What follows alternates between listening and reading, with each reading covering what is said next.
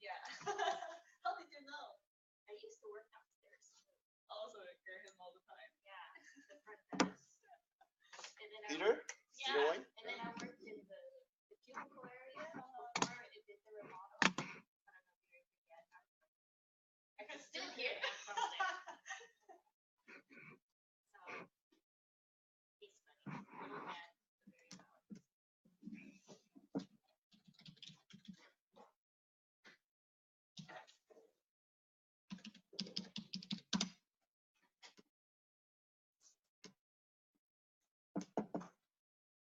I think we have a Brian Buffini training. On Tuesday.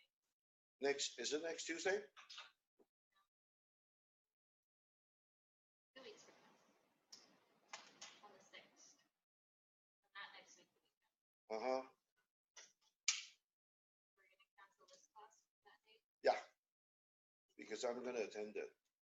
I just want to make sure which day is that. Tuesday night on what, April 6th? Oh, February 6th.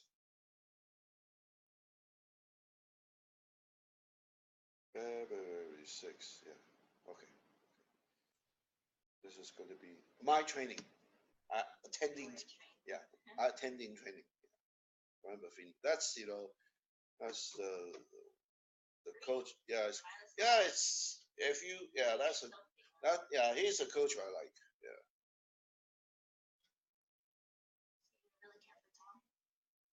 I do, but not much as Brian Buffini because I more believe in Brian Buffini's strategy and belief because mainly he is pursuing living a good life.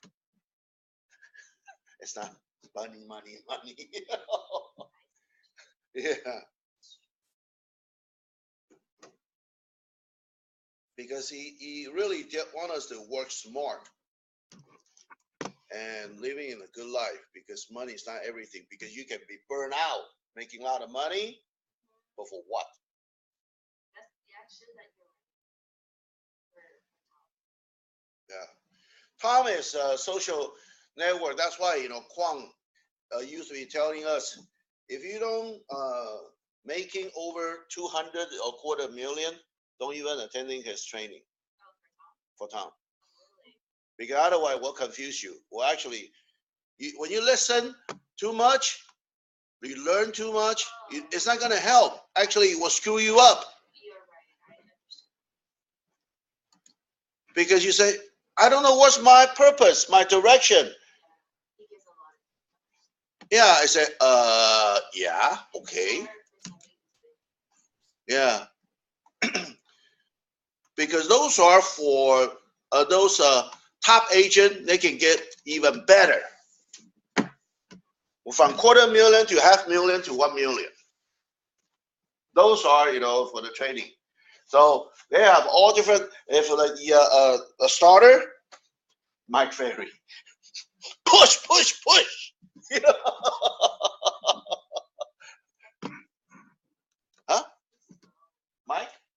Well, Mike is, I know he's old. he's really old, but I mean, he is actually training for other trainer to teach now. Oh, really? I think so, most likely. Yeah. So those are, it's a tennis sheet.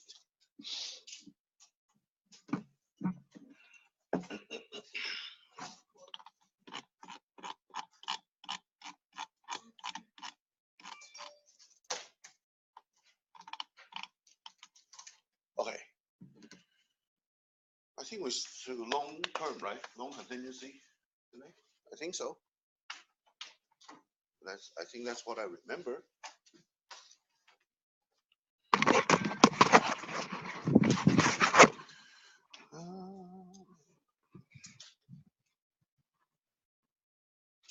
Because that's a whole day training for the Brian Buffini, 8:30 to 5 o'clock. Yeah. I just came back from the Mike Ferries and do you suggest me attend that or don't attend that? Since Well, you could though. I mean, no, not. You won't get confused between Mike Ferry and Brian Buffini because they are two different strategies. But if you listen, Mike Ferry and Tom Ferry, yes, you will get confused. Okay, so this one is This one is okay. Yeah, the Brian Buffini. No, Brian Buffini is okay. Yeah, because he actually it doesn't really conflict with Mike. Well, not all of them. They do have some. They all have some conflict between each other. But I mean, you gotta have to determine.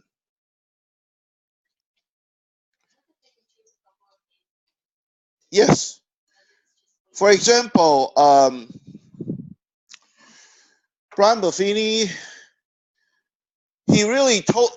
I mean, really against. Not really against though. He's not recommend door knocking, call calling. Anybody like that? Not me.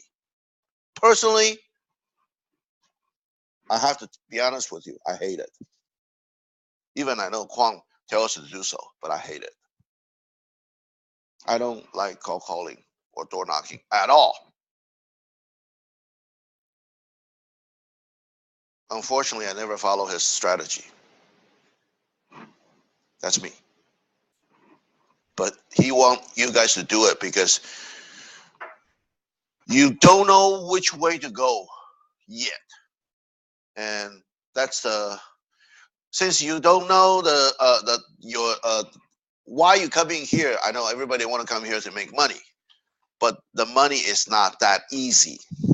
What you think?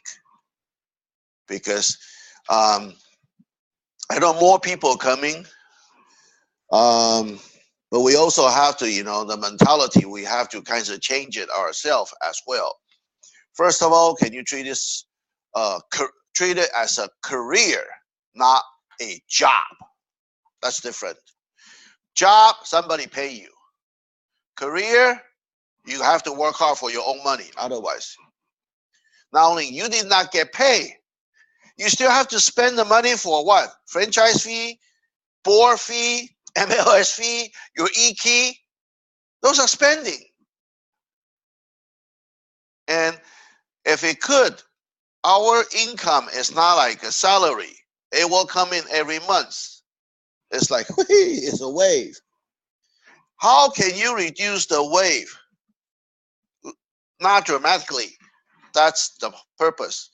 How you can get a steady income monthly. That's important. Okay. Somebody click it.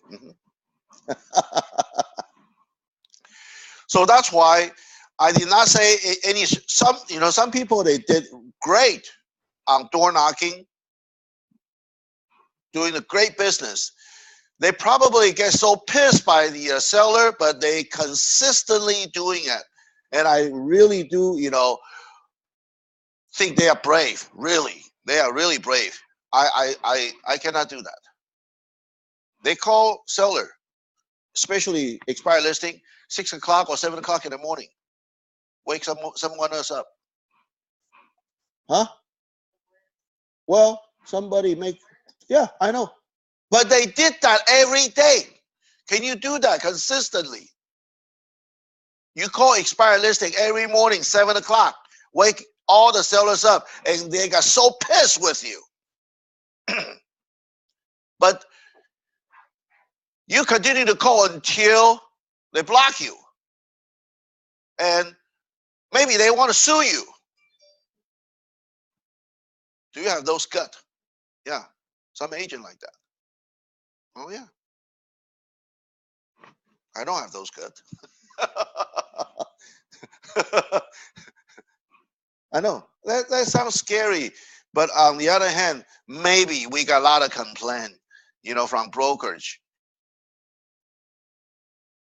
Because I think he's from one of our office. I don't know. Yeah. Anyway, somebody is like that. They say, oh. He calls seller every morning, 7 o'clock, 6 o'clock. People want to sue him.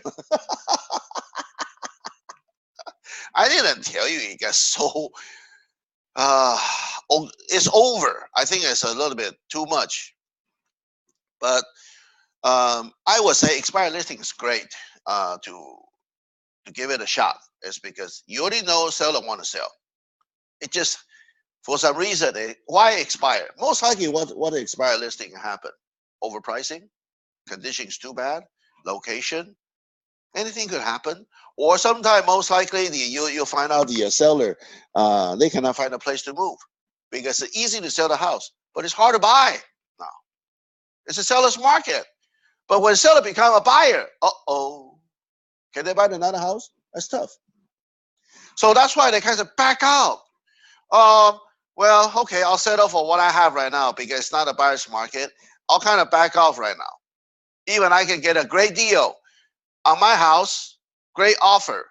But where am I going to move? Out of state? Okay, maybe. That's fine.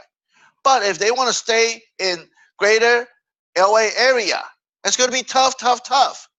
Or you move to somewhere from, for example, if you want to sell the house in Hacienda High, Rolling High, and move to, say, like Victorville. Okay, great. Go. That's a place, you'll find a lot of houses for sale. Or Palmdale. Or Apple Valley. That's fine. But even if you want to sell the house here and move to Chino, you may still have tough time. Even Ontario, too. Ontario a little bit better. It's easier to find a house. It's okay. You can sell Hacienda High, Rolling High, Walnut, Diamond Bar House, and move to Ontario. But is it worth it? You got to ask yourself, where you work? Are you willing to commute? Because if you are working in downtown LA, it's far enough already. Move to Ontario? No way. But if you work in Ontario, Fontana area, okay, great. We definitely encourage those sellers, move it, so we can have a listing.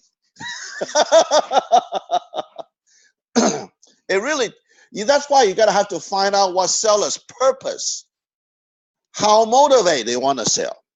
When you're really doing the expired listing or door knocking, most likely, yeah, I see the agent door knocking on my house and say, well, if I really want to sell, hey, I will sell to myself. Hey, here's my business card. Well, not only that, I can tell you that I have two. Okay, right across the street. That's mine too. You don't have to knock. But that's an issue is the door knocking because you don't know if those people are willing to ready to sell. But the purpose of really is say if you really want to do the door knocking, even I know I tried a couple of times. I hate it, but I know the script, the strategy. Well, memorize it. I can kind of share with you is you have to make friends when you do the door knocking. Because those people, they may not want to sell it right away. But see if you can use it as a resource. Make friends with them, give them something valuable. Real estate news, whatever, the flyer. Pass it on. So at least let them remember you if they have somebody want to move in this community. Or somebody want to sell. If they know, they will call you. That's a purpose on the door knocking. Sometimes it's just like, when you do the open house, do you plan to sell that house? The house you do the open house? Not really. Oh, 谢谢谢谢。还来不及去下面啊，谢谢你，感谢感谢。So that's a purpose. When you do the open house, what do you want to do? You try to find a lead. Buyer's lead, maybe seller's lead. Are you really want to sell that house for the listing agent? I did it for someone else. Open house? Not really. If you do, great. But you don't have to. Against, especially, see what happened. Most of a agent, that's what they did. It's like they would like to argue. When somebody walk in an open house or door knocking, somebody stranger, you like to argue with them. For what? Are you going to earn their business or not? If you start arguing with them, are they going to give you the business? Think about that. Even You don't like them. You're not agree with them. Fine. It's okay. Because they may have different thought that you never think about it. They say, if I don't agree, I say, wow, okay, I never thought about that. What make you thinking the market is going to crash? Persuade me, right? You gotta have to ask the right question when you meet the stranger. That's how you make friends. I make friends on different way. I may not like, the door knocking. I love open house, personally. Why? Because when people approaching me, at least they are some kinds of interest. Even they are annoying, nosy neighbor. Fine. You are knowing the neighbors. Why not? Right? Okay. Because door knocking is more like offensive. Just like somebody send you the spam mail. Do you like to see it? No. That's why we have a call, for the block call. Okay, so when you do the calling, then be careful, because if you call somebody, it's already been the call block. Well, you not only you may get the complaining letter, you may get lawsuit too. Some of attorney, they stick the sign on the for sale by owner side, and they work with the for sale by owner. Do you think they really want to sell? Well, we don't know. What happened is some of the agent get a lawsuit on that. That's a real. We try to solicit for some what we call a FISBO, for sale by owner. And what happened is, you saw the number. You tell them, I have a buyer. Actually, BS. Who told us that? Oh yeah, all kinds of strategy. Yeah, we have a buyers, and we missed the listing, and we saw your house for sale, and they are interested. Can we make a schedule to take a look? If you want to make that phone call, you better have a buyer. Just like when we writing a letter now, not used to be. Used to be, we make it up. Now, you want to write a letter, send it out to the neighborhood, you better have this particular buyer. No BS now. They can track. Just like spam mail, spam email, block call, same thing. Because if you don't, you know what happened? Because every time you call that number, we got caller ID. We didn't block our ID, right? You call, and they can track you back. Months later, you receive a letter. They're on the block call list. Why are you calling them? Oh, they stick the sign. Where's your buyer? Because you never show up, never bring the buyer, see the house. What happened? I have a buyer interested in your house, and can we set up an appointment? Blah blah blah. Oh, by the way, can I see your house first? No. You try to solicit it because you go by yourself without your buyer, right? They think you're a solicitor. So that's how either you settle with the seller for a few $1,000s, or we after you. Oh yeah, that's how they make the money. And so that's why I don't know why I started with the open house. Used to be open house. I think it's really easy to catch the lead, but I heard lately is hard because most of the buyer open house, they either have an agent or those buyer, they want to find a listing agent. If you hosted the open house for someone else, but that's everything. I pray and hopefully I don't get 0 visitor. That's all I ask. one is fine. If that particular one is a great lead, that's all I ask. I don't want 10, 20, or 30 visitors. If I can get one solid, great lead, just one show up on the open house, and I can work with him or her, that's all I ask. Yeah, I did open house once, even at my own listing, nobody show up. That's the worst record. Pasadena. I don't know. Media solid. No. 700,000. It's about $700,000 a townhouse. Great area. New. Even staging. Nobody show up. How long did it take to sell it? That townhouse took me about half a year. When it's a bad time. Do you think we don't work? We do. But we have to, face the consequence. Are you going to bring those negative energy home? No. Nobody show up. Fine. Because every time I do bring my iPad so I can read. Am I wasting my time do the open house at 3 hours? No. At least I can comfort myself. Great. Solid 3 hours I can read. Nobody's bothering me. I bring my coffee.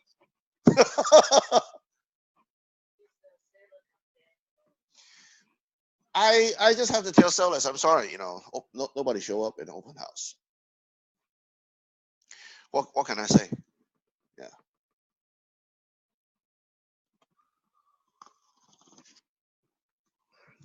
So, I mean, anything could happen. It doesn't matter of your experience or not. You just have to treat every day as a brand new, fresh day. Then even, like I am the experienced agent, I still have to go back to ground zero, starting everything new. What's different? Yeah. Okay, so we're starting with J here, long term. So this is probably the last contingency you need to worry about before your inspection contingency, appraisal contingency. Loan contingency, that's the very last one. So the loan application, usually we already tell this, here's according to the contract, you have 3 days, okay? Within 3 days after acceptance, buyer should deliver to the seller a letter of a buyer's lender or loan brokers stated that based on reviewing of the buyer's written application and credit report, buyer is pre-qualified or pre-approved for any new loan specified in paragraph 3D. If the loan specified in 3D is adjustable rate loan, the pre-qualification or pre-approval letter should be based on the qualifying rate, not the initial loan rate. Hardly we have, just kind of let you know, I don't think people are still doing the adjustable rate because that is no brainer. Why you do the adjustable rate when the rate is cheap? The only thing you do the adjustable rate when the loan, the mortgage rate is high. Everybody want to lock in the rate now because I don't think it will get any cheaper. Because so far what we heard is this year we're going to probably looking at 3 more of the mortgage rate increase. So that's why the if you're looking at 谢谢. So they'll be looking at 3 more times on the mortgage rate increase. So most likely people would like to just lock in the rate right now. But I mean, on the also, we usually like to just, send out a pre-qualified letter attached with the offer to make your offer stronger. Because without a pre-qualified letter, sellers, have a hard time to choose, who is going to be the qualified buyer, right? Unless, if I'm a listing agent, I only receive 1 offer, and that offer without a down payment, proof of fund, or without a pre-qualified letter, then in that case, I have to counter. I have to put a counter offer.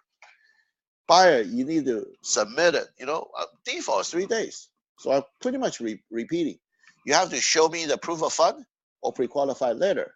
For example, if I'm selling a house, for example, in Victorville or Palmdale, those are the place. It's like people is not demanding. Then yeah, and I will show this. Well, 3 days you have to get me those um, pre-qualified letter and the proof of fund, so I can, basically open the escrow with you. Without that, I won't. So that's the case. If you do not deliver, then the seller reserve the right to cancel, basically, because you breach. If that means the buyer breached the contract or breached the counter offer, isn't it? So that is the situation. I will reserve the right to protect my seller if I'm the listing agent. But being a buyer, especially if you want to submit an offer, Rolong High, Hacienda, Diamond Bar, Walnut area, you better prepare everything because most likely it's multiple offer. If you without those proof of fund or pre-qualified letter, seller just, okay, put this one aside. Wait until they submit it. By the time, they have probably better offer they can choose from. Yeah, you're out of game. That's it. So that's why, we market most likely is letter attached. And not only that, it's the great way to pre-qualify a buyer, especially finance buyer. I believe you find a loan agent you would like to work with. Let the loan agent be the bad person to pre-qualify your buyer. So without wasting your time to show them, if they are the prospect lead, a total stranger, you don't even know they are qualified or not. So as a loan agent, you ask the buyer, say, if you pick up the phone call, somebody call you, you don't know them. Okay, I want to see blah, blah, blah, this house. Is this available? Yeah, it's available on the market. Oh, when do you like to see it? Most of agents will do that. Did you ever pre-qualify them? No. You just ask them, when do you like to see it? You may wasting your time. Yeah. Besides, you want to ask that question, you want to, maybe before that, they say, great, I'm glad to show you. But if you don't mind, let me ask you if you are ready to buy. I said, why? What do you mean? I'm ready. I'm ready to buy. Well, then you tell them and say, when we see this house, can we submit it? If you like it, can we submit the offer right away? With proof of fund and pre-qualified letter together. What's that? Here we go. Those are the questions I will ask if I pick up the exchange call. Oh, you want to see the house first? Sure. But I want to see your pre-qualified letter and proof of fund first before I show you the property. They say, why? Most likely, or sometimes, I showed those $1 million house before. Boy, seller said, I got to see the proof of fund first before I can set up the appointment. Show me the money. That's it. Yeah. I said, well, okay. You want to see the house first? Sure. But first of all, it's my job. Or do you have, okay, you want to see the house first? Are you going to cash buy the house or finance? Huh? What do you maybe? Cash or buy? Oh, so you have a cash in the bank in the United States, right? If it's a foreigner. If if somebody call you as a Chinese. My money's still in China. Oh, forget it. Okay. Or in Hong Kong, forget it. Hong Kong, because now it's also have the wiring limitation as well now.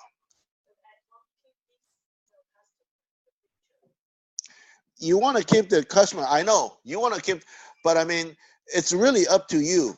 That's why, you know, if you're attending coaching, what I can telling you, if you're attending Mike Ferry, what he will tell you, if you do not pre-qualify this buyer, what his trainer will tell you, drop it. If you're attending on his training, okay? Tom Ferry, he never tell you to go through those lead. He will say, okay, we'll follow with email or social media, but without showing the house yet.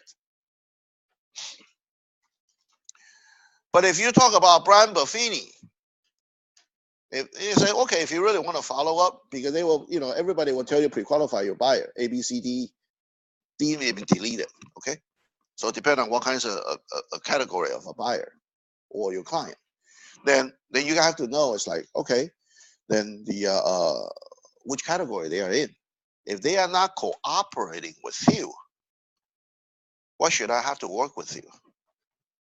That's why, unfortunately, a lot of agents, they look down our position to the bottom like a dirt.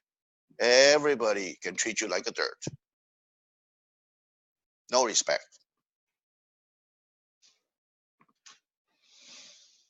If you let those buyers think that's the way you are being an agent, the toughest part is you have no way to control them later on. Doesn't matter you keep them or not.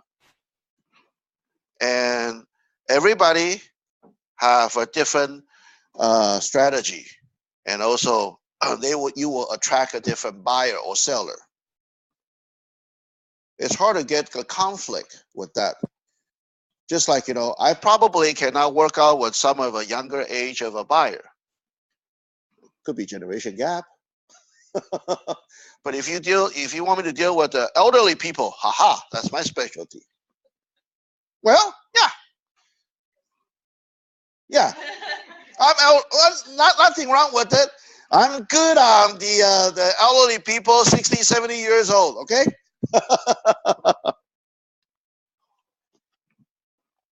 But if you tell me to do, you know, to sell a house is 20, 30 years old, why, oh boy, that's a little bit tough. It's just a generation gap. It's okay. So, I mean, you have different ways to approach, because when somebody call you on the phone, most likely they are not young people, young buyer, or if they do, they are calling on behalf of their parents. So you gotta have to ask the right question. So that's why loan application, pre-qualify letter, because sometimes you be polite. Oh, you want to pay in cash or financing? I always put cash first. Especially Chinese, you know, they love fake cash. Hey, oh boy, are you gonna pay cash on this house? Or I don't even say financing yet. Oh no, I'm gonna finance. Oh, okay, great. You want to finance? Oh, did you have any loan agent you would, you know, talk to any loan agent, or you want me to refer you one before you show the property? What do you mean? Why you have to do that? Well, it's because you never know. You can afford, or you can finance even greater amount of money. We can look at a bigger house than the one on this listing you just called me. Face. You know what but what's my purpose? I want to know how much you can afford. If you can only afford $400,000 house, if I show you $500,000 house, it's wasting my time. You just cannot afford it, right? I push them to the moon, but on the other hand, what's my purpose? I want to bring them down to earth. Yeah, all the conversation, right? Oh, you want to pay cash? Wow. Okay. I never said financing. So that's it depends on the strategy what you use. Depend who you talk to. But I mean, some of the younger generation, you just, you know, straightforward, no offensive. But elder generation, oh boy, you gotta respect them. What do you think? You know, I don't have money. You ask me the financing, you may lose that lead just like that. Okay, I want to pay cash. Oh, I'm so sorry. You lose it. Okay, it happened. So that's why I always say, oh, so you want to pay all cash on this house? Always put cash first before financing. That's my strategy. Because I'm dealing with elderly people. Okay, different. Number 2, loan contingency. The buyer should act diligent and in good faith to obtain the designated loan. Buyer's qualification for the loans specified in above contingency is this agreement unless otherwise agreed in writing. If there is no appraisal contingency or the appraisal contingency has been waived or removed, the failure of the property to appraise of the purchase price does not entitle buyer to exercise the cancellation right pursuing to the loan contingency if the buyer is otherwise qualified for the specific loan. Buyer contractual obligation regarding deposit, balance of a down payment, and closing costs are not contingency of this agreement. That's a gray area we used to be played before this purchase agreement coming out 3 years ago. 2? Well, times 5, yeah, almost 3. Because this clause, the loan contingency clause, I remember it's happened on November 2015, I think. New purchase agreement coming out. Because usually I play that. Oh, I don't have any of the down payment. So that's why it cost me a loan, did not approve. What did I tell you? You cannot say that anymore. Okay? If you already remove the appraisal contingency, and the appraisal contingency cannot be if to appraise the purchase value, and your loan actually is approved because your down payment is not enough, I'm so sorry. Either you find more money, okay? Otherwise, you cannot cancel. You cannot cancel. Say, I don't have enough down payment, or you have to financing the loan with the MI, mortgage insurance. You have to change the structure. Everything has to change. Because if you use that to cancel, seller has a right. They don't have to return your deposit.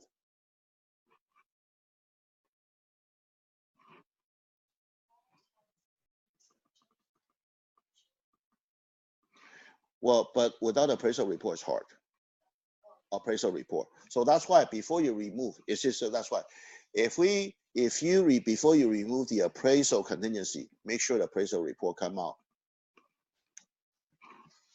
I cannot say match the purchase price, but at least close. Then you ask the buyer, do you have extra money to cover differences? Because most likely, seller will not pay for the differences. We try to scare the buyer first before I negotiating with the seller. Because I need to get all the ammunition I got. So I know how to fight. I say, well, it's your job to negotiating down to the purchase price. Negotiate to drop adjust the purchase price to the appraisal value. I said, I will definitely try. Believe me, I will. But if I can, if the seller doesn't want to drop not even a penny, what do you want to do? Pay the difference or cancel? I have to know. You got to tell me now. So then I know how to engage with the seller. If you decide, if I don't, for example, if I did not get the appraisal value, adjust down to the purchase, adjust the purchase price to the appraisal value, then I will cancel. If you clearly tell me that, and I will pass it on that message to the listing agent. So that's what I'm telling them. If you don't do it, we cancel. Seller. You make a decision. But without that, I can't. Because if you start to scare them, you know what is going to happen? Fine, go ahead, cancel that. We have a backup offer. Great. Yeah, make my day. I can even sell higher. But on the other hand, you also have to work with the listing agent. Keep it a really good relationship when it's the open escrow. Why? It's because it just happened on one of my case, and the you know what seller telling the listing agent, can we hire another appraiser to appraise the value higher? Say, yeah, possible, but you do. But what happened is the lender will not use your appraisal report because that's hired by what? Listing agent. It's different. Lender only using the appraisal report ordered by them. Lender, not by buyer, not by seller either. It's by lender only. It doesn't matter what value coming out. Even when the value come out, we both are shocked.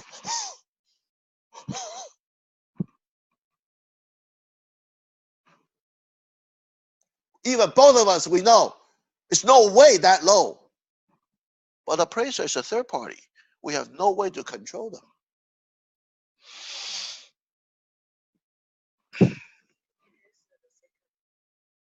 Appraiser ain't got no second opinion. The only person can ask a second appraiser as a lender. Did I experience that? Yes. I had the second appraiser to go. That's the only situation when the lender has a doubt with the first appraiser. The value. The value. No. No. No. It's not your job to request. Only you can try to talk to the loan agent to request, but most likely 99%. No, it doesn't matter which bank. Huh? No, it doesn't matter which bank, because what happened is the appraisal system is the lender, when they order the appraisal, they have to go through the appraisal management. They cannot point to a particular appraiser anymore. That's because how that happened on the financial crisis. You can bribe the appraiser and appraise the value high and cheating with the other bank, other state bank. That's how that happened. So that's why those people are getting to jail. Yeah, not just a listing agent or buyer's agent, appraiser. Yeah, not just revoke your license or suspend your license. No, they just revoke your license and with the fine and put you to the jail. Oh yeah. And then you never touch this business again once our license revoked. Yeah. One time, the seller agent asked me, I'm a buyer agent, we are in the same company, and asked me to do CMA, choose more higher price houses, give the report. I do CMA, give the appraiser. Sure, you could, but doesn't mean the appraiser will look at it. They don't want to use it. However, I got appraiser report. They mentioned that compare anything, including my report. Yes. No. You are trying to influence the appraiser, and I can tell you that. That will be a trouble. Not really. Not really. Depend on how you smooth the appraiser. Because I had the appraisal license before. I did the appraiser before. It depends how the listing agent or buyer's agent approach me when I'm doing the appraisal. When I'm the appraiser. Depend on how they approach me. If you approach them the wrong way, good luck. Because you try to influence their issue. You know what? You just throw it away. What's the right way? Well, if you know, put it this way. Put doesn't matter buyer's agent or listing agent. I tell you that. Usually appraiser calling listing agent to open the door for them. If the seller's there, even seller's there, if you could try to be there. If you know you will have a trouble to appraise this house. Don't forget to bring coffee. Okay, at least, okay, at least. Don't go over there empty-handed. I didn't say give the CMA report, but at least a coffee or any hot drinks. Well, especially, wintertime. Summertime, cold drink. Oh boy, you work so hard. Oh, under the sun. Hey, here's a smoothie.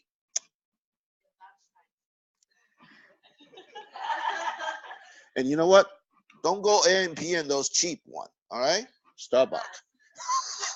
All right, we do see. Okay. Okay. Yeah. Well, that's okay. You're lucky. But that's, if you know your listing or your purchase may have, it's overpriced and you know it's not going to appraise. If you try to smooth everything out. But it's not going to work every time. I can tell you that.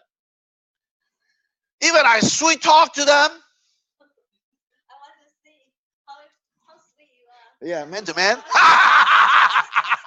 For man to man sweet talk. Yeah. Okay. But they still have to get to the evidence. What the evidence mean? The sold price, the previous record. If you could, given a CMA, that's fine. But the agent's point of view different than the appraiser point of view. As appraisal report, the easiest appraisal report we use at least 3 sold comp around the half miles or within the same community of a townhouse. And that has to be past 3 months, a previous 3 months record. Anything too long ago, you can't not use it. But if I really want to help someone, then I start using pending. I start using pending listing. And somebody really helped me is using the active listing. You know what happened? 3 on the sold comp, 3 on the pending, 3 on the active. You know how much work the appraiser have to do extra? 9 properties, not just 3. What did they get paid? Same. Why do they have to help you? Right? And bank may not like that either. Sometimes bankers, I don't want to see any pending or active. Even appraiser, they are, want to help. But I say, I'm sorry, this lender doesn't want me to submit it, pending or active listing. They just want to see the sold comp. So that's why before we show the buyer, and if it's going to be overpriced, because this house, they spent tons of money for remodeling. It's looked great. Multiple offers. Even you want to remove appraisal contingency before you can get this offer. You better tell your buyer, if we want to cancel, we want to cancel quick. Then, do you have extra money? How much more on the purchase price you need to reserve to play safe? At least 10%. At least 10%. Because sometimes 5% may not be enough. Depending on the area. Sometimes 5%, the reserve is not enough. For example, you're buying a house, you only got 20% down. You better have an extra 10% reserve because this is an overpriced listing.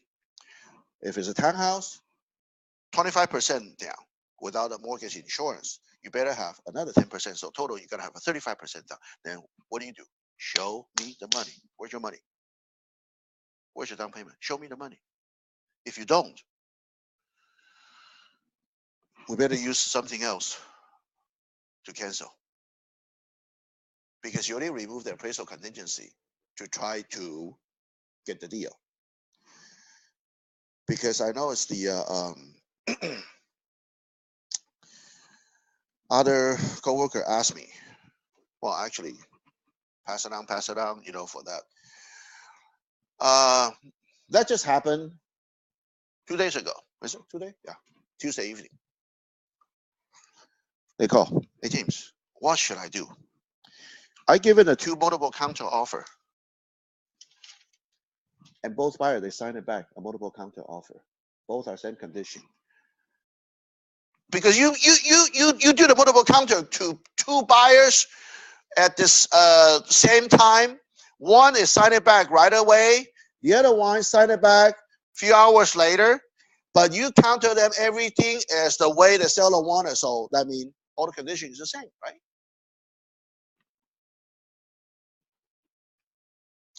And they said, well, then seller make a final decision. Yeah, but seller asked me, who should I work with? Oh, man. We don't want to work. We don't want to make a decision for the seller is because just in case, if we choose the wrong one and they happen to cancel, oh boy, seller will be pissed. But I mean, that's the strategy. But I mean, none of the buyer, they not even paid a penny more. I don't know why which way they are thinking. When you receive the multiple counter offer, what do? Just sign it? I know, that's easy. I'm not that agent. If I'm representing the buyer, I will give it a buyer's counter. What do you mean? You want to counter last? No! I want to counter more. Then seller's price. If they do counter me on the purchase price. Or terms and conditions. If your buyer cannot adding more on the money. Now, what do you mean terms and conditions? Appraisal contingency, inspection contingency, the days. Or you can say, we are accepting access condition. Seller doesn't have to do any repair. The buyer said, wait a minute. If the house needs a repair, what do?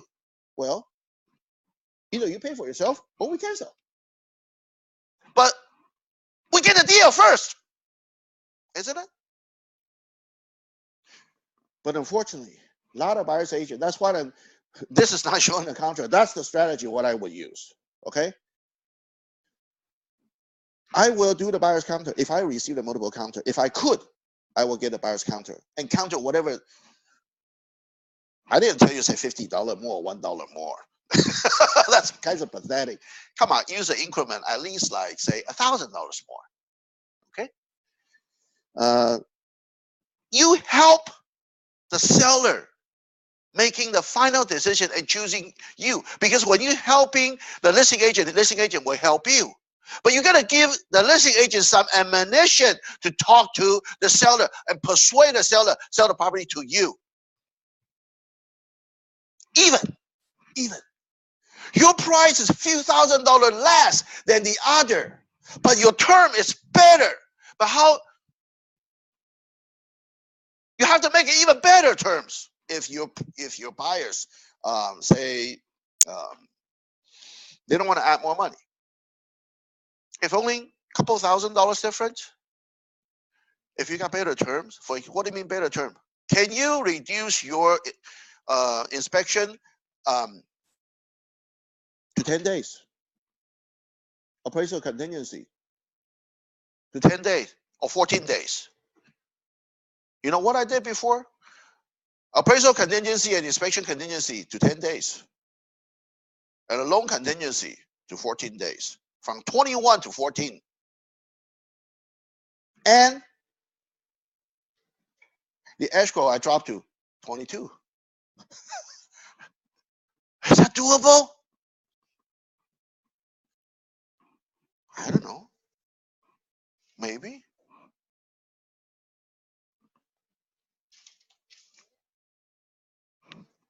You gotta have to try, right? You gotta have to try. And seller love our condition, but unfortunately, the other buyer they adding more money. I lost a competition by $10,000, which I'm not regret. Okay, 10 grand is not a small amount of money. But listing agent really want to help me, James. If you bring down your gap, that means the pricing within $4,000, I will push your deal. Doesn't mean the higher price win. Your term and condition, okay? But which I did. And sometimes they only pay 2.25. I send in a CBC form. I'm willing to drop mine 2%, so seller can keep 0.25%. So I bring that $4,000 even more or less. You know, it happened. You have to be creative. So that's why I don't give the money if I, get the kickback to the buyer, because you don't know what's in between. I have to stretch on my end to fight hard for this property.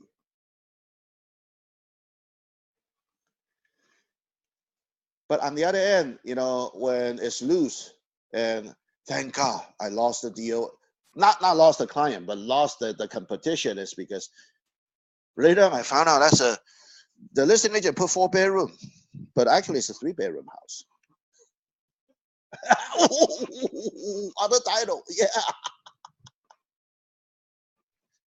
Because we're so rushed, everything. I have to do everything in a one day. I forgot to check the title too. I said, boy, thank God. I didn't get it. Otherwise, how do I explain to the seller? Say the title showing 3-bedroom, but the actual house is a 4-bedroom because one of the room without a closet. Without a closet doesn't consider a bedroom, right? It only consider a den. Whew. Okay. So that's when I look at everything. I look at positive side. Don't feel bad if you lose it. At least you try your best. But I'm glad I try to be creative, everything. Terms and condition. Because listing agents say, well, I know your price is not the best, but see if you can do something different. They only give you the hint. What do you mean different? Terms and condition. That's, you got to remember your contingency period. Especially if you want to compete those houses in Arcadia, San Gabriel, Temple City. If you keep 17 days and 21 days, good luck. You may not get it. That's a market over there. You may have to compete with them, then you better shorten your contingency period, even escrow period. So you better have somebody, loan agent, to work hard for you, because if you don't push the loan agent, they don't work, unfortunately. Loan agent, why? I hate to say that. I know some people probably love to be a loan agent, sit in the office, have the air conditioning. Why we have to going out and showing the property? Just like being a doctor. If you are smart enough, you're probably a surgeon. If you're a medium, not so smart, you're a family practice, family doctor. So you don't have to study so hard. After medical school for a year, hey, I'm out. But if you go down the, a surgeon for brain, cardiac, or even, OBGYN, you gotta get another extra 3-4 years. Yeah. By the time you open your practice, you're 30 something. But if you cannot even get into medical school, where do you go? Dentist. Or don't get me wrong. Now the tooth, for the planing, that is making great money. But used to be a lot of dentists. If you look at their income, if you cannot even be a dentist, what do you do? What do you do? No, nurse. That's one of them. Yeah, a male nurse or pharmacist.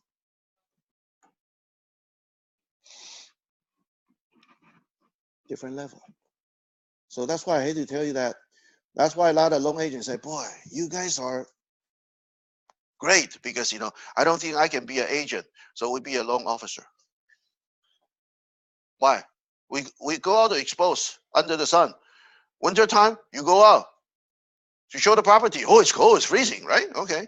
Oh, we're sitting with the heater. Oh, we're sitting in the aircon. And I don't have to work during the weekend too. Nice. Well, certainly, you got last loan officer. They need to work on the weekend, work with the loan agent, work with the realtor now. Okay. But still, they're a 9-to-5 job. Yeah. So it's different. Oh, I better click it. Otherwise, they will jump out inactive. So the loan contingency removal default is 21 days. After acceptance, the buyer should have specified in paragraph 14 in writing, remove the loan contingency or cancel this agreement.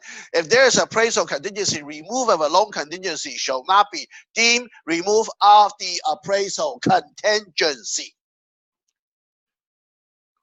Can you remove the loan contingency before appraisal contingency? Can you do that? Yes. You can remove the contingency one by one, because later on when I cover the contingency remove contingency form or notice buyer to perform, they have all different items you can remove, or all different items they can request by the seller. So you could actually, because if you have a legitimate reason, for example, lender needs a second opinion appraisal. Well, can you remove the appraisal contingency before the loan contingency? No. Your loan is approved. You could remove the loan contingency if the seller requires. Because sometimes a listing agent can tell you, say, you better remove your inspection contingency within 10 days. Then they will serve you notice by the perform. I said, wait a minute, it's too early. No, they mark it. You remove inspection contingency, disclosure statement contingency, or escrow paperwork, or any disclosure. They could, but they will still leave you appraisal loan contingency. Sometimes even HOA document, because those can be delayed. But you better finish up all the inspection. That's including termite, mold, anything. Once you remove, done. You cannot tell them and say, oh, because your house has a mold, I'm not going to buy. Too bad, you already remove it. So contingency removal can be so many forms, like contingency removal number 1, contingency removal number 2. I even have a contingency removal number 3 before, because you remove on different category. And the very last one, you remove, not itemize it. Remember, choosing the paragraph 3, if you look at the form later on, it's all contingency. As a listing agent, I will give in the last contingency removal. It has to be all. I will not give you any room to negotiate anymore. That's all. Buyers remove all contingency, and that's on the paragraph number 3 on the check mark. That's the very last one.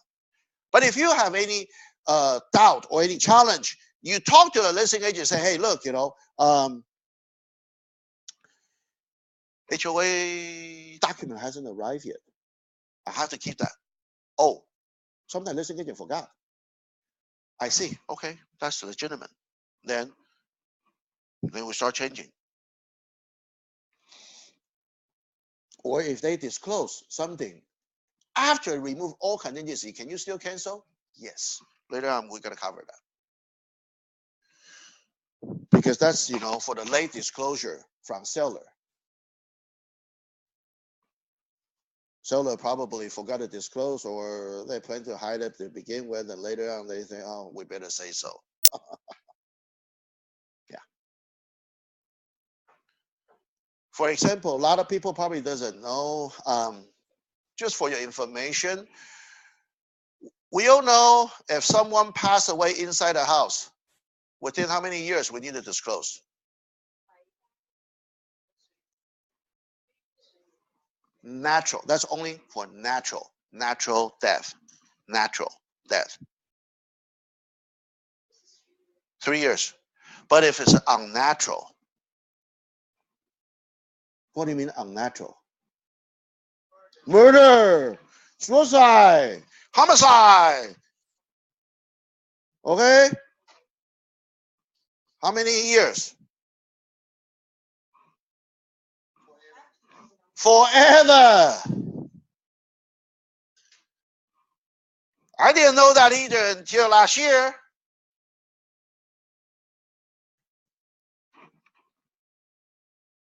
Because it must somebody suing someone. Because I did show the property, and I did show the property. Has people passed away? Has people have the homicide? Suicide? I didn't know. I didn't know. I'm a human being. If I don't learn, I will still make a mistake. Same thing. But I just share the information with you. I probably just, more sensitive than, because if I heard something, then I will relate it and trigger something. Oh, okay. Then next time I got to be careful. If the seller did not tell me, then I'm off the hook. Okay? If the seller did not tell me the truth, how do I know? There's no way I could know. If the buyer really do care, and you want to protect yourself as a buyer's agent, go to the police department to check, because a homicide, suicide, they must have a record. Go to the police department. They open 24 hours a day. Well, I didn't tell you go after midnight. Go during the daytime when those volunteer, or there's a retirement. A lot of people, retirement people, they got nothing to do. They go to police department being a volunteer, just, in the front desk and helping you. I do appreciate those people, and because each city doesn't really have enough money to pay for the police, unfortunately. I didn't know that until I heard those sheriff department. I live in Diamond Bar, and sheriff, they are just come to our neighborhood, with a trailer, and so the neighbor get together. Unfortunately, very few Asian, most of the Caucasian, sitting on the someone is a driveway. So we listen, 20-some people for neighborhood watch, for theft on that. So that's the time when I heard Diamond Bar City, they can only afford 3 patrolling cars at all time in the city. I said, 3? That's it? 3 sheriff? 3 patrolling car patrolling on Diamond Bar area. I say, Diamond Bar is better. Why? Walnut can only afford 1.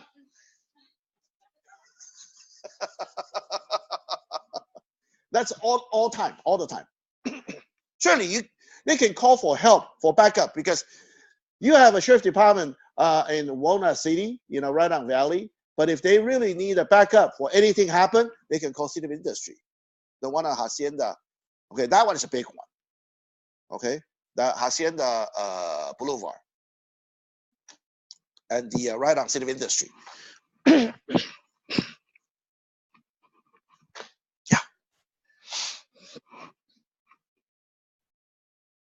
Then I attending the service at the Calvary Chapel in Diamond Bar. Every time, when we are coming out, after service, at least 2 patrol cars block the traffic. So let all the people coming out. Oh boy, I mean, there's only 1 car patrolling.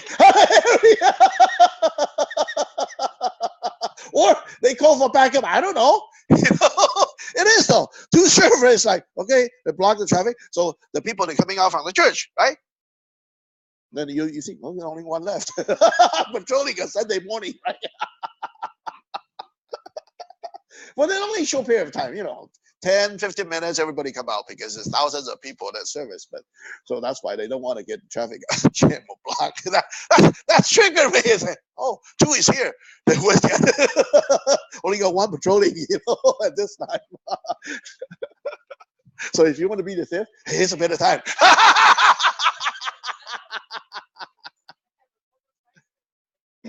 Sheriff? No, Sheriff doesn't have a motorcycle.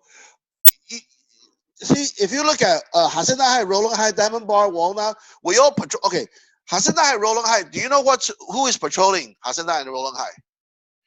Not just the sheriff, because they belong to the county area. Who else? Highway Patrol. Highway Patrol getting down the local to give you the citation. Right? You see Highway Patrol going down Starbucks coffee for what? And Azusa one. Hey, I saw 3 patrol cars over there. They all with the computer say, "Well, you guys are here, what?" And they sit there for a long time. I was there for a couple hours. They did for a couple hours. Well, certainly their radio is on, but it's like 3 patrol cars sitting there in a Starbucks. Well, that's not good. Okay.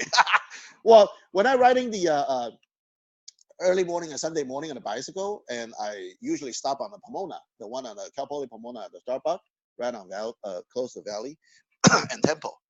Same thing. Every time I see a couple of patrol car, after we usually there 8 o'clock, 9 o'clock, 2 of them. Sometimes I see 3. Are they get lazy? Well, I don't know. They just want to grab coffee. Maybe their break time. I don't know. Yeah. So friends. They are the Tustin PD, but for some reason he liked to take a nap, so he always parked the car, under the I don't know, bridge or something, and call my friend and say, "Hey, you wake me up about an hour, call me."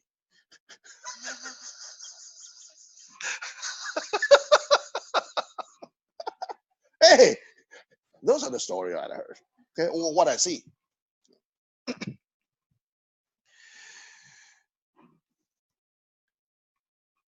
So it's like, but if you really want to compete with some offer, especially multiple offer, can you change it? Whatever the days, yes, just fill in the days. Same thing appraisal. Same thing inspection. You don't fill it right here. Inspection, you fill it on the paragraph after. I think it's paragraph 9. On the 4th pages. But we'll cover that. Number 4, no loan contingency. Oh boy, this is bold. Obtaining the loan specified above is not a contingency of this agreement. If buyer does not obtain the loan and as a result does not purchase the property, seller may be entitled to buyer's deposit or other legal remedies. If your buyers, they say they want to pay cash, but they want to try finance first. This is the time you can mark this. Make sure they do have enough money and make sure they willing to pay cash if their loan did not go through. So that if you remove the no loan contingency, boy, this is strong. Almost as strong as all cash offer, but with a longer escrow date. Because sometimes the cash offer can be 7 days, 10 days, 2 weeks. Most likely that's a cash offer. Well, sometimes you'll see, rarely you see 30 days or longer. But you can do this, remove the loan contingency, like a 30 day or 3 weeks. If they cannot get financing, then why are you wasting time? Send them a cash, close the deal, if the vacant property. I never, the fastest escrow I heard before cash deal to close escrow in 2 days. I never tried that. 7 day is, to me, is a nightmare already. No, everything agent. Okay, everything delivered by agent. What do you mean? Agent have to deliver the paperwork. Do you have time for messenger? No. Agent is a messenger. You're standing by an escrow. Yeah, everybody is ready. Ding, ding, ding, ding, ding, because you close the escrow, you're gonna have to wait for the recording, right? So you close. I know. How about the disclosure? Everybody, you fill in everything here, then you sign in everything here. Basically, both parties they're rushing, for all the paperwork. No, not first day. If you really want to close that, or sell it, you have to prepare everything ahead of time. Your prelim, sometimes the prelim take about a couple of days before they come out, right? They already prepared the prelim. They already prepared the NHD sitting in escrow. And so do, yeah, and when the accepting the offer, you send everything beside the escrow instruction. And what happened is escrow instruction, you don't send it over to them. You call buyer, say, drop off your initial deposit and sign the escrow paperwork on the escrow. Well, I don't know. That's what I heard before from escrow officer. It's a nightmare for escrow officer too, okay? When I did 7 days, that is a townhouse deal. And I only got 5 working days technically. And I have to do inspection, everything. And that is a nightmare already. 7 day escrow, oh boy. But we deliver. The good thing is same office. Co-worker. Here's the paperwork. Here's the paperwork. Here's the paperwork. I will sign. Here, I return it back to you.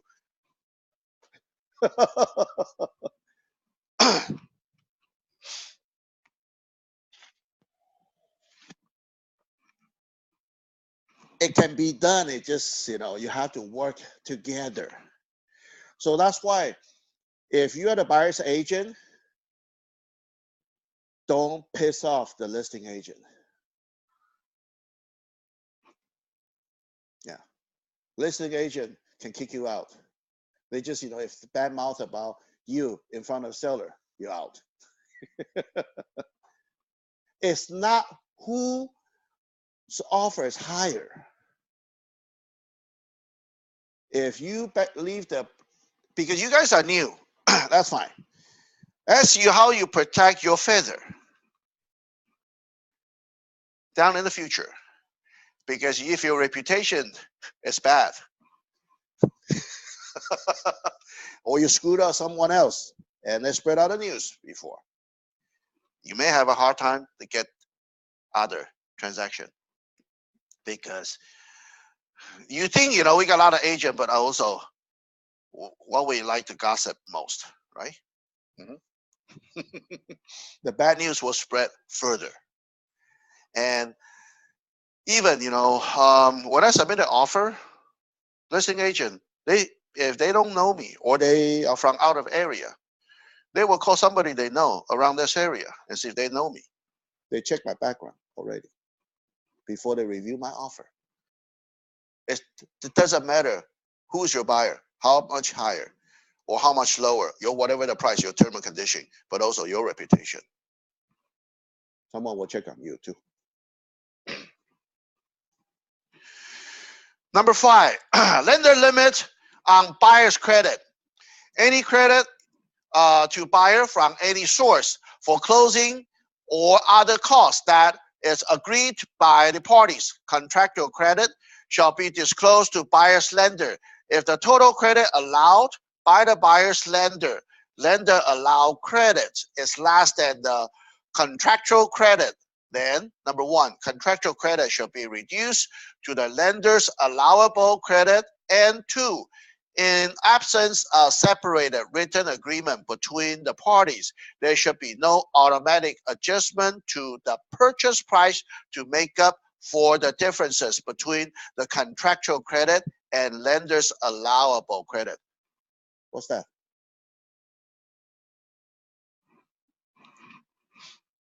I know the ball print is a lender limited on buyer's credit. Pretty straightforward. What that's telling you?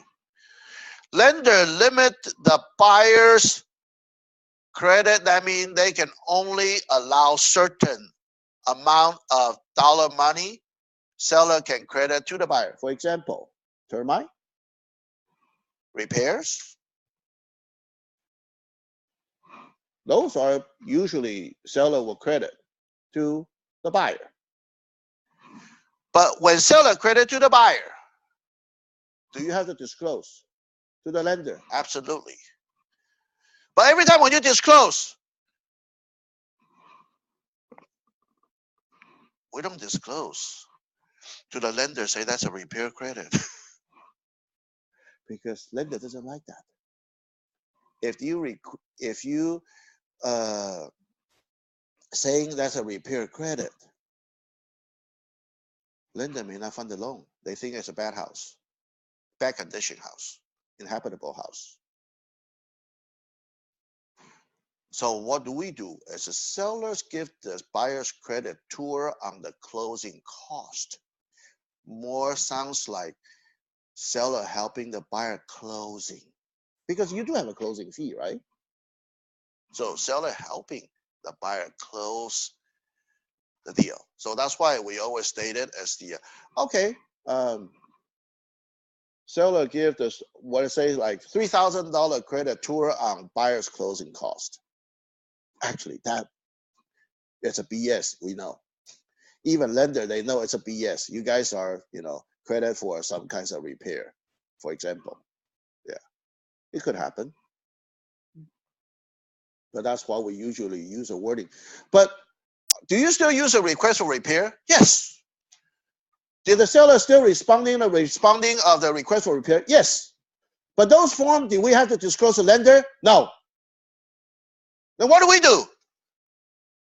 How can we do it? Issue the addendum. So escrow, they can issue the amendment. But when you do the addendum, don't show any words, say repair credit or termite repair credit or whatever the credit may be, not related to any repair of the houses. Lender doesn't like that. But sometimes, how come, usually the lender, they are allowed, a couple thousand, that shouldn't be a problem. But the issue, if you deal with some of a property, they are like, say, foundation crack, house is not level. That is a big issue. That can be very costly. And seller doesn't want to do the repair. And buyer still want to buy that house. Seller said, fine, I'll give you $15,000 credit. I give you $20,000 credit. And that's well exceeding the limit of a lender's allowance. And what do? That is the time you don't writing the addendum say credit. Buyers or seller credit $20,000 to buyers toward closing costs. You cannot say that. You gotta say seller agree to reduce a $20,000 or something. Price adjust to whatever the dollar amount. Then buyer seller sign. Don't say anything on the credit, because the credit is not. That's why they say credit is not no automatic adjustment to the purchase price. That's why, to make up the differences between the contractual credit, because that's the attorney, they make out this form, and they cannot say they have to disclose it's a repair credit, right, on the contract. But lender doesn't like to see that. As an agent, that's how we do become using addendum. We don't send a request for repair to the escrow. Don't do that. All right? Can we request it? You can request the seller do whatever you want, That's between you, listing agent, buyer's agent, seller, and buyer. Don't do anything until you guys finalize. Then you say you send the addendum to escrow. Don't send any request for repair or responding request for repair to escrow. Because once you send it over to escrow, they are the mutual party. And if some of escrow officer, they are so naive, they send it over to lender. Ding! You may just kill the deal. Okay? So that's why I say, be careful what you do. Those are they didn't teach you on the paperwork here. You know, here they tell you what's a legal way. And I just tell you those are gray area. That's a gray area. Because that we try to get a smooth transaction so we can get paid. Unfortunately, we are not like doctor, attorney. I don't care. I can collect the money from you. Even you're still sick. Hey. You still need to pay me. So those are, be careful, you know, what you're writing on that. K, buyer stated financing. Seller is relying on buyer's representation of a type of a financing specified including but not limited to as applicable all cash, amount of a down payment, or contingency or non-contingency loan. Seller has agreed to specify closing date, purchasing price to sell to the buyer, reliance on buyer's covenant concerning financing. Buyer should pursuing the financing specified in this agreement. Seller has no obligation to cooperate with buyer's effort to obtain any financing other than the specified in the agreement, and the availability of such alternative financing does not execute buyers from the obligation to purchase the property and close of escrow as specified in this agreement. This part, I can tell you, most of the agents, they ignore it or they don't even know it. What's that telling you? If I change a lender, do I need seller's permission? Yes. That's it. To change a lender. Yes. Because you need to issue an addendum. If you want to change all cash or reduce the down payment, did you need a seller's permission? Yes. Anything you change, the financing part, any terms and conditions, you all need the seller's permission. But the seller have to obligate it? No. If they have a better backup offer, you out. Yes. Seller will cancel you because I cannot say like you lied to the seller first, but kind of. You don't tell them the truth. Just used to be, you know, we're trying to get a deal, submit an all cash offer. Then we're trying to get financing without telling the seller. That's it. Now that's what the K coming out. The previous contract, they only got 2 sentences. Now it's like, what? Look at it. 6 lines. They tell very clearly now. So it used to be we play on the gray area. Now you cannot do that. They say, hey, it's paying all cash, and end up you did not pay all cash. You are financing. Or you say you put 50% down, now it's only 20% down. You lied to me. Or you say you are doing you get a Wells Fargo a pre-qualified letter, end up as a mortgage broker.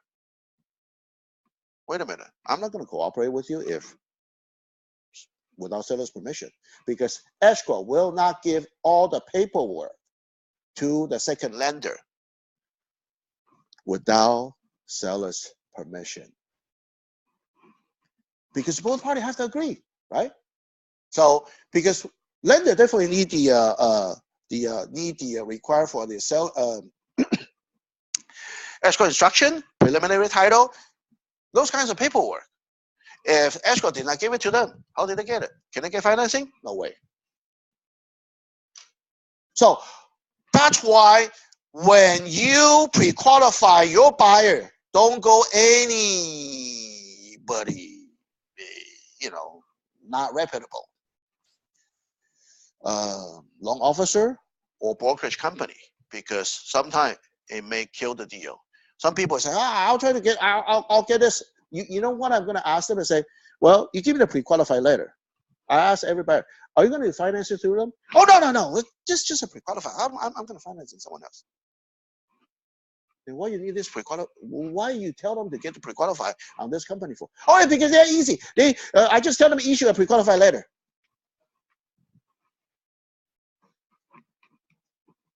Okay, I heard that before. They don't even check you. I just give it to you. But that is pre-qualified later still. It is. But if you don't finance through that particular mortgage broker, what's that telling you? Seller has no obligation to cooperate with buyer's effort to obtain any financing other than the specified in this agreement. Because when you submit the offer, you submit that pre-qualified letter, and later on you change a different lender. But if they have more than one pre-qualified later, maybe 2 or 3.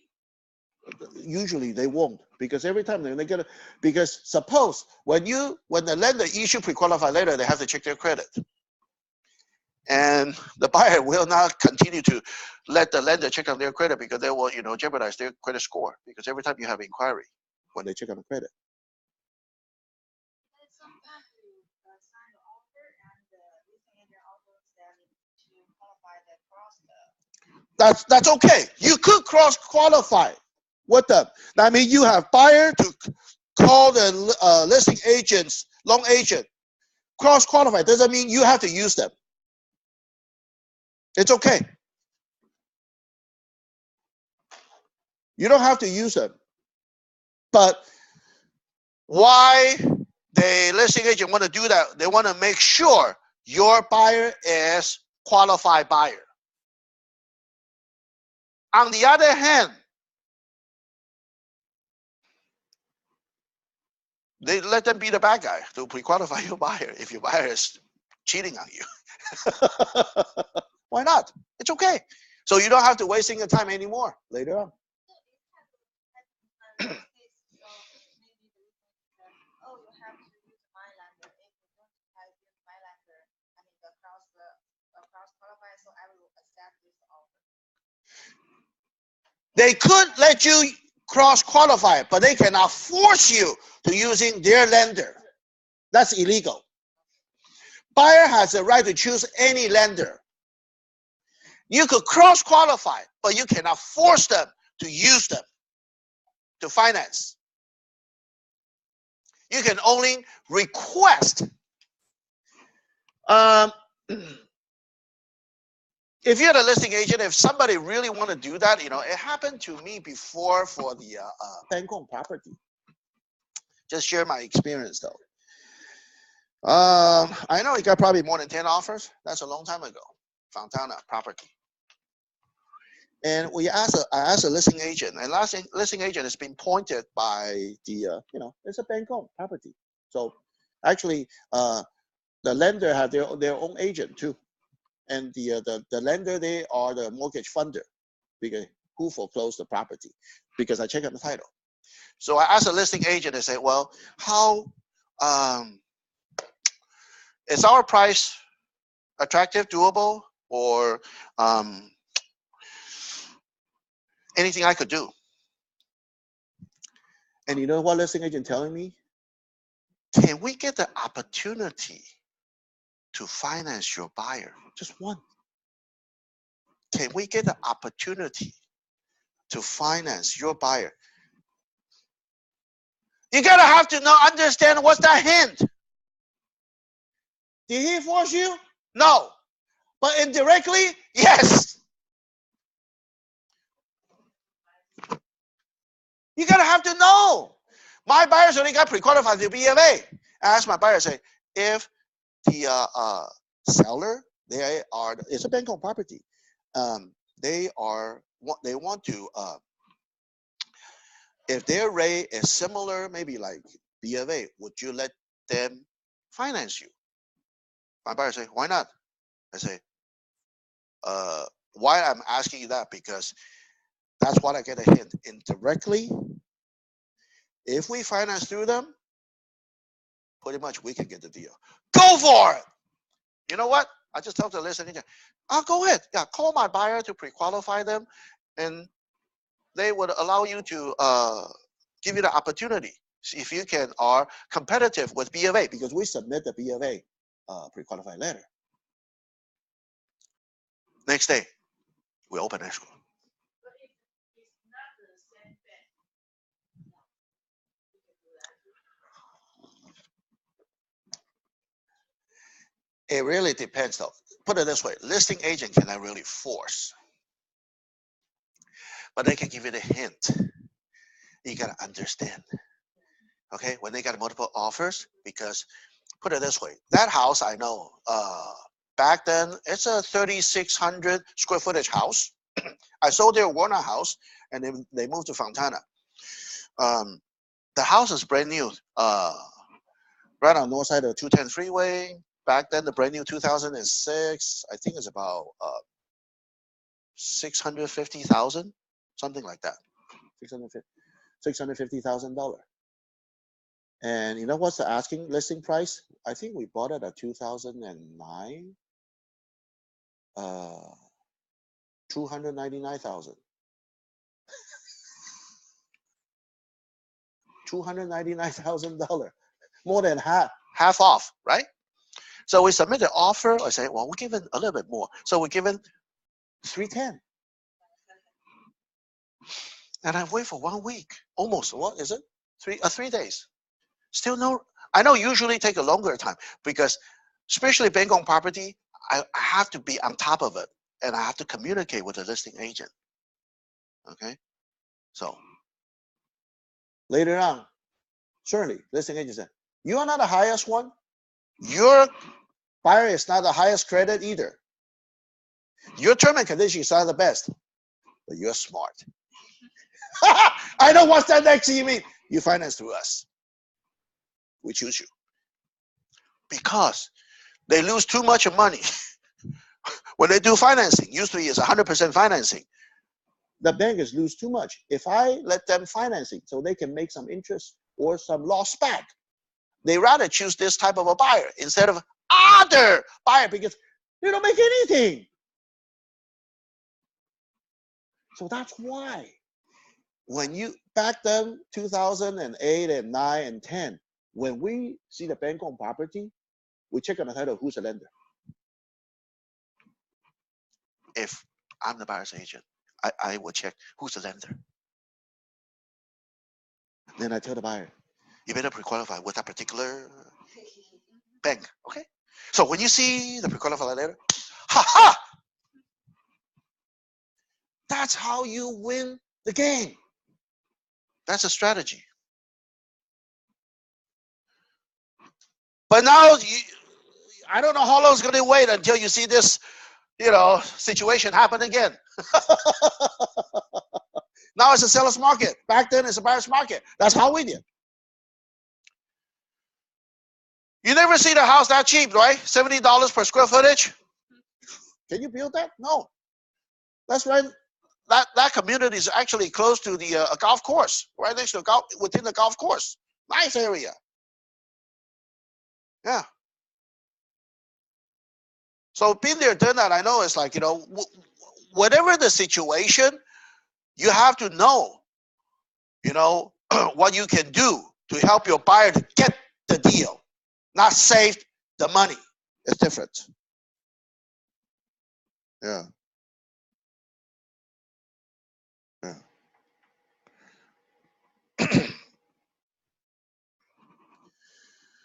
So that's why.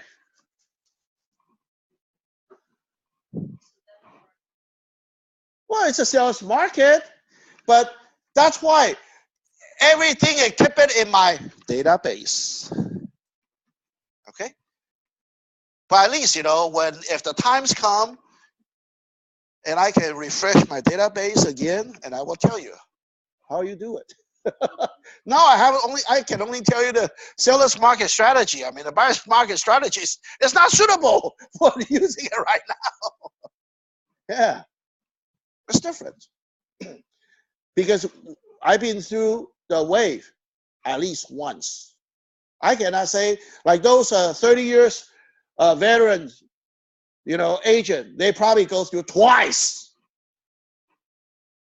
Because the last dip is 1995 to 1997. That's the lowest. That's the last dip. And the last time is what? 2010? Yeah, 2009, 2011. That's the last dip. I'm still young, okay? I didn't go through 2 waves. I only go through 1 wave before. Okay, number 4.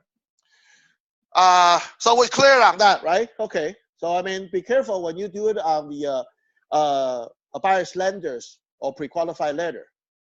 Make sure if that's exactly what they want to do. Don't be afraid to ask them in front of before you submit offer, because I rather make it clear.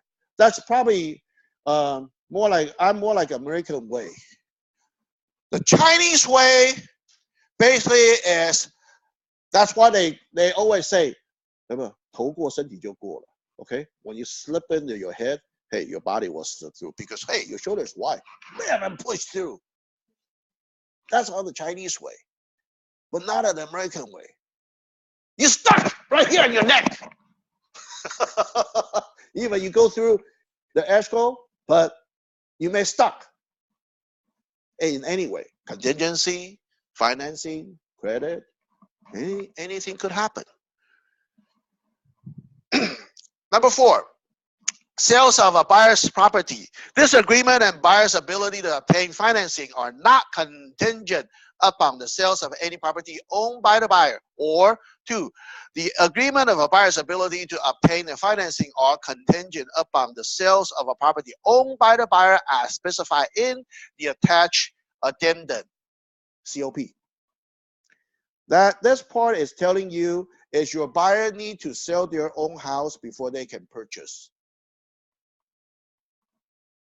So if in default, you don't. But if your buyer need to sell their house before they can purchase whatever their dream home, then you have to attach the mark on the B, checked on the B, and attach the COP, contingency on purchase addendum. And when is a better time to issue, for the put it to a contingency? When you submit the offer, put it this way. Because anytime you submit COP, your offer becomes weak. It depends how weak your offer is.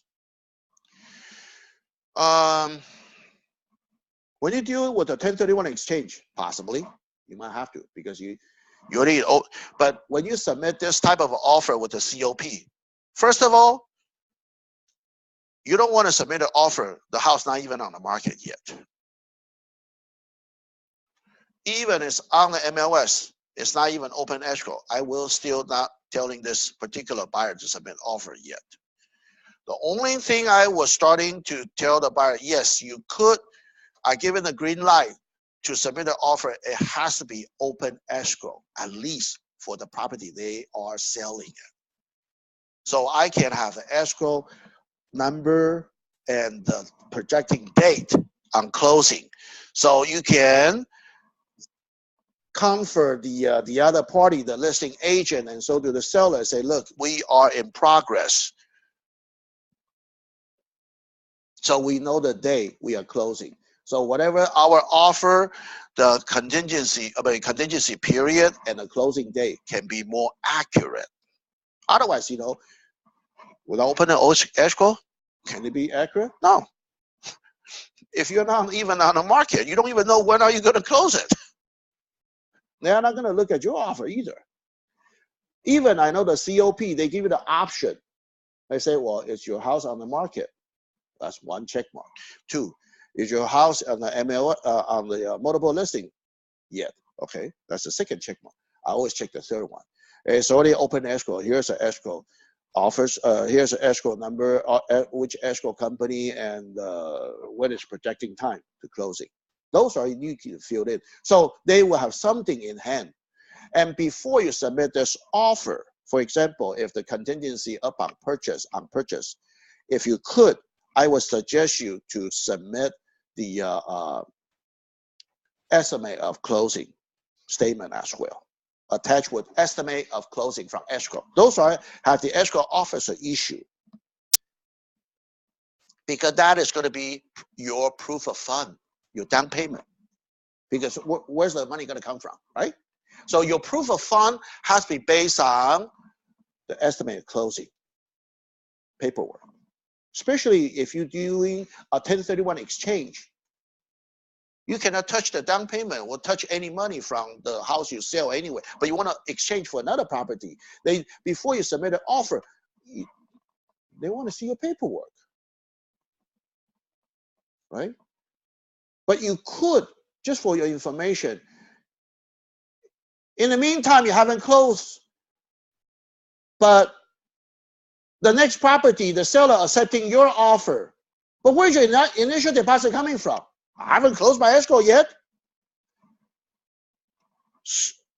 Buyer want to say the buyer doing the 1031 exchange, seller and buyer. Okay, this one, the buyer, they can still bring in their own money, initial deposit, put into the escrow.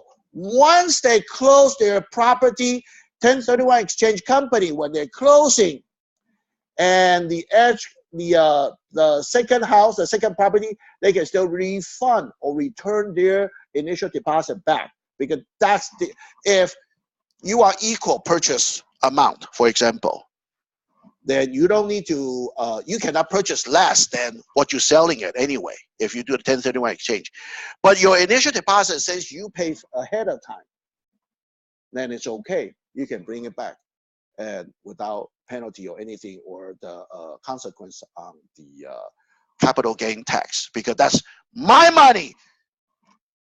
Good faith deposit put into the escrow. Now, once I close it, I wire all the money to the other escrow, the second escrow. And you know, when they're closing, they refund your amount of initial deposit. That's okay, if it's the same amount of money.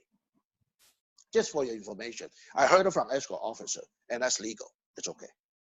So if you're selling $500,000 house, you buy another $500,000 house, equal selling, because since you do the initial deposit, then your initial deposit, it could be 3%, way more than if it's all cash.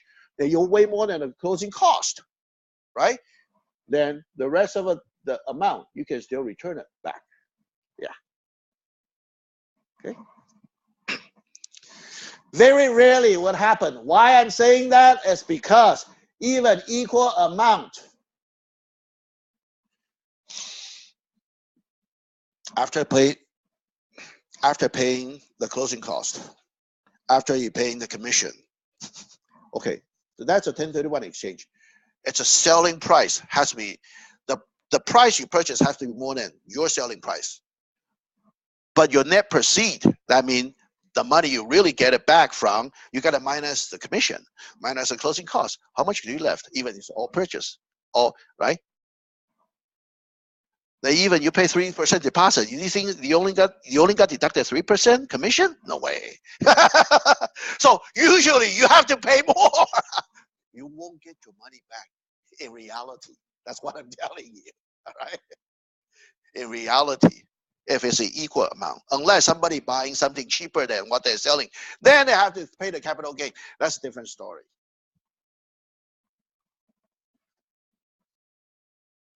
Because suppose when you do the 1031 exchange, initial deposit should be coming out from 1031 exchange company.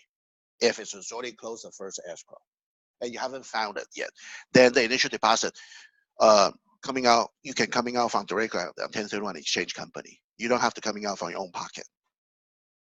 but it's just like doing the transaction still to the escrow haven't closed yet, and you can still put it in your money first.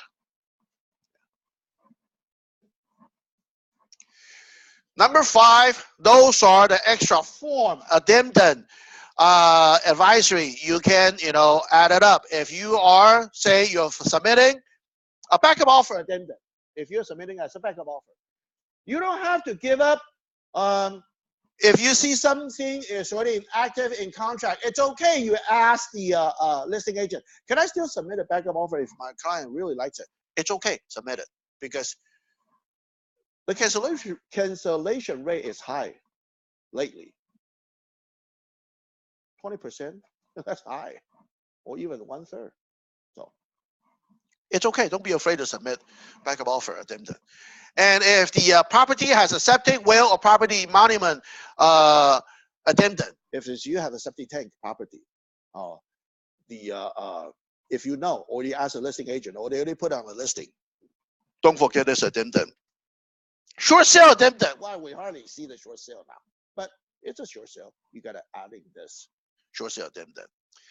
Or any addendum number, whatever you want to be creative, fine. You could put number 1. Or as a court confirmation addendum. What's that?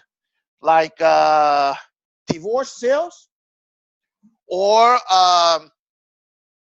probate. Usually probate, we're using a probate purchase agreement. We don't using this, court confirmation.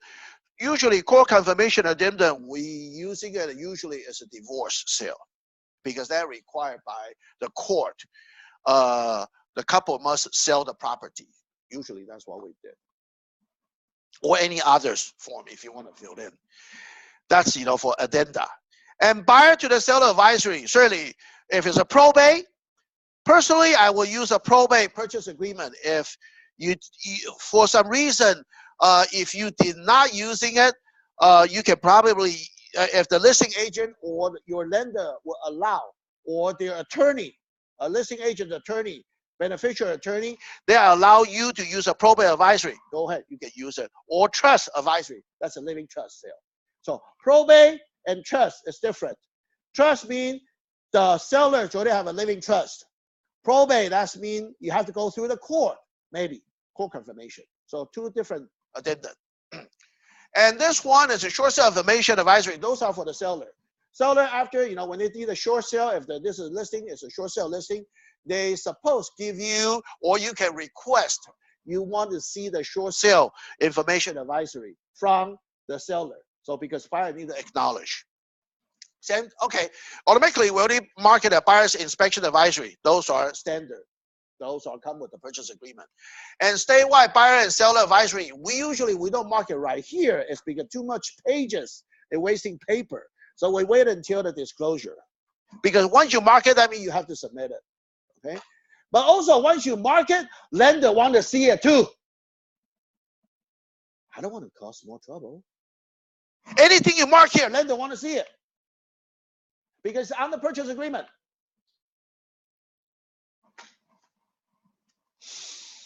And also REO advisory, that if it's a bank loan, then you need to attach with the REO advisory, okay, or any others.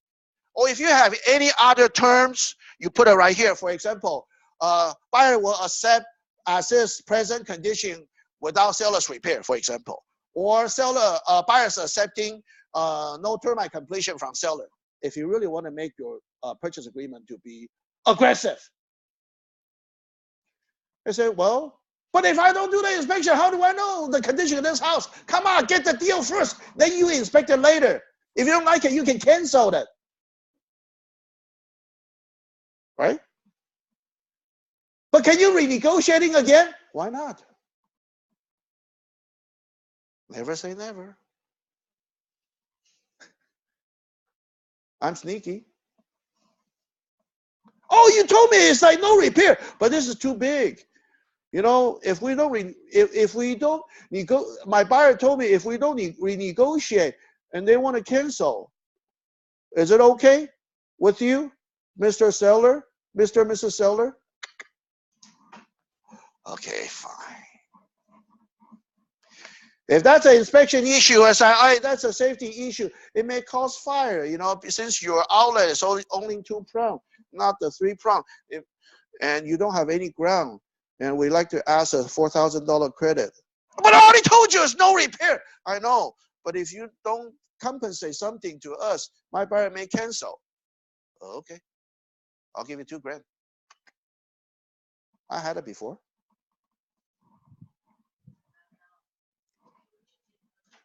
If you do have other offer, that's right. Yes. So that's why it's like it's catch-22. You just have to know how you need to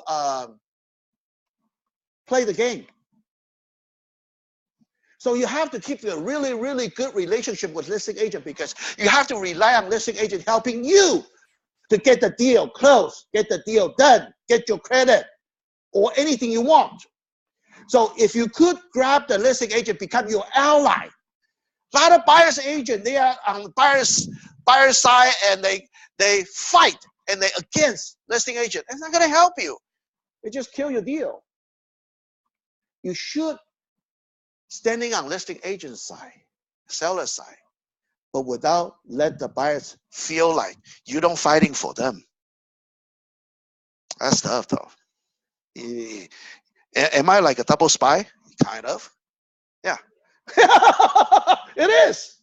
You work on both sides. You're going to have to figure it out what to say. It is. Without let the buyer feeling that you don't fight hard for them, but on the other hand, I'm standing on the seller's side and smooth everything out and get the transaction, and you know, just grab the listing agent, become my ally, so he or she can persuade seller to get what I want. So then, end up who's in control? I am. That's the ultimate goal, the being a buyer's agent. Okay. All right, we'll stop here. Then we'll continue on the 7 allocation of a cost next Tuesday. Thank you for coming.